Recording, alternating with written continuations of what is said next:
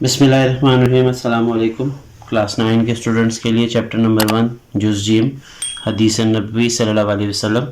آج کی ویڈیو میں ہم اس چیپٹر کی مشق کو سولو کریں گے۔ پیج نمبر 7 پہ کوشچن نمبر 1 ہے، درست جواب کا انتخاب کریں۔ پہلا سوال ہے، کوئی ایسا کام جو نبی کریم صلی اللہ علیہ وآلہ وسلم کے سامنے کیا گیا ہو اور آپ صلی اللہ علیہ وسلم نے خاموشی اختیار کی ہو کہلاتا ہے تو اسے تقریر کہا جاتا ہے۔ آپ نے جز جیم کو نشان لگا لینا ہے۔ دوسرا ہے، قرآن مجید کی توضیح و تشریح کا پہلا عملی ماخذ ہے حدیث نبوی صلی اللہ علیہ وسلم۔ تیسرا ہے، حدیث مبارکہ کے مطابق رزق میں وسعت ہوتی ہے صلہ رحمی سے۔ چوتھا MCQs ہے، غلط مشورہ دینے کو قرار دیا گیا ہے خیانت، گناہ، جھوٹ یا خود غرضی، اس کا جواب خیانت ہے۔ پانچواں ہے، گناہ کبیرہ میں سے ہے بخل، والدین کی نافرمانی، فضول خرچی یا اونچا بولنا، تو یہ والدین کی نافرمانی ہے۔ یہ تمام MCQs جو ہیں زیادہ اس میں سے آپ کے منتخب احادیث میں سے آئے ہوئے ہیں، تو اس لیے آپ نے منتخب احادیث جو 10 ہیں آپ کی، ان کو اچھے طریقے سے ان کا ترجمہ اپنے یاد کر لینا ہے۔ پیج نمبر 6 پہ اور پیج نمبر 7 پہ جو ہے یہ حدیث ہے۔ اس کے علاوہ MCQs اس چیپٹر میں سے، اس کے علاوہ آپ نے الاسماء الحسنہ جو ہے یعنی اللہ تعالیٰ کے جو نام ہے اس میں 20 دیے گئے ہیں اور ان کے معنی بھی دیے گئے ہیں۔ آپ نے یہ کرنا ہے کہ ان کے معنی اچھے طریقے سے ان کو یاد کر لینا ہے، کیونکہ اس کے بھی MCQs بن کے پیپر میں آ سکتے ہیں۔ کوشچن نمبر 2 ہے، مختصر جواب دیں۔ پہلا شارٹ ہے، حدیث سے کیا مراد ہے؟ اس کے لیے پیج نمبر 5 پہ آپ آ جائیں۔ یہاں پہ آپ کو پہلی لائن جہاں پہ چیپٹر شروع ہو رہا ہے، حدیث کے لفظی معنی ہیں۔ حدیث کے لفظی معنی بات اور گفتگو کے ہیں۔ شرع اصطلاح میں وہ قول اور عمل جس کی نسبت نبی کریم صلی اللہ علیہ وسلم کی طرف ہو حدیث کہلاتا ہے۔ یہاں تک آپ نے یہ پہلا شارٹ کر لینا ہے۔ دوسرا شارٹ ہے، حضور اکرم صلی اللہ علیہ وسلم نے عمدہ اخلاق والا کسے قرار دیا ہے؟ اس کے لیے آپ نے پیج نمبر 6 پہ آ جانا ہے۔ پہلی حدیث ہے، اس کا ترجمہ جو ہے یہ دوسرے شارٹ کا جواب ہے، اس کو پڑھ لیتے ہیں۔ مومنوں میں سے کامل ترین ایمان والا وہ ہے جو اپنے اخلاق میں بہترین ہے، اور ان میں سب سے بہتر وہ ہے جو اپنی بیویوں کے لیے بہتر ہے۔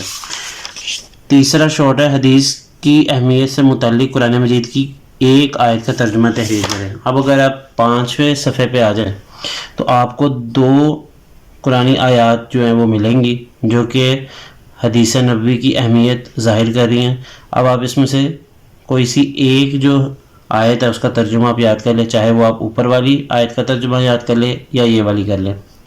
شارٹ نمبر 4 ہے، نبی کریم صلی اللہ علیہ وسلم نے غلط فتویٰ دینے کی کس طرح مذمت فرمائی؟ پیج نمبر 7 پہ بالکل اوپر آپ کو یہاں پہ مل جائے گا، یہ حدیث کا ترجمہ ہے۔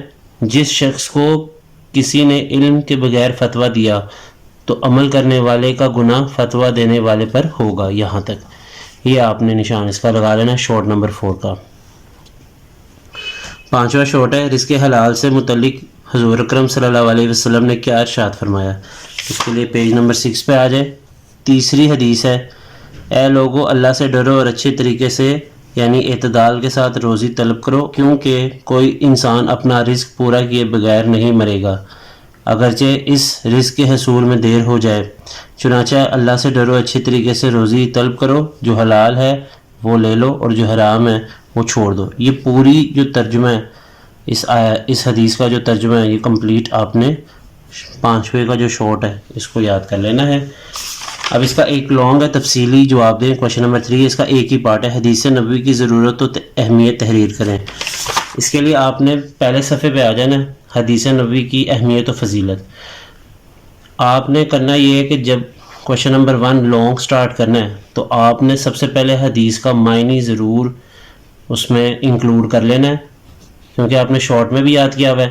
تو آپ نے ایسا کرنا ہے کہ اس کو کمپلیٹ یہاں سے لے کر اور جہاں پہ پیج نمبر 5 پہ یہ اینڈ کر رہا ہے یہاں تک اس کو لانگ میں شامل کر لینا ہے۔ اس میں اس کی اہمیت بھی آ جائے گی، اور دیکھیے آپ نے جو کوئی شارٹ کوشچن نمبر 3 میں ترجمہ یاد کیا ہوگا وہ بھی اس میں آ جائے گا، اور کیونکہ لانگ لکھنا ہے تو اہمیت و فضیلت کے ساتھ ساتھ حدیث کا معنی اگر آپ پہلے لکھ لیں، اصطلاحی بھی اور لفظی بھی، تو لانگ کوشچن جو ہے وہ بہتر انداز میں آپ پیش کر پائیں گے۔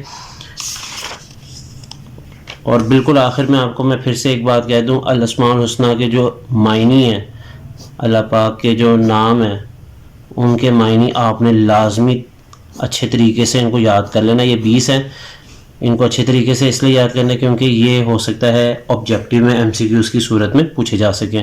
اور احادیث 10 ہیں, ان کے سارے جو 10 احادیث ہیں ان تمام احادیث کے ترجموں کو بھی اچھی طرح آپ نے یاد کر لینا ہے. اسی کے ساتھ آج کا لیکچر جز جیم حدیث نبوی صلی اللہ علیہ وسلم کی مشق کا جو ہے وہ ختم ہوتا ہے. مجھے دیجیے اجازت. اللہ حافظ.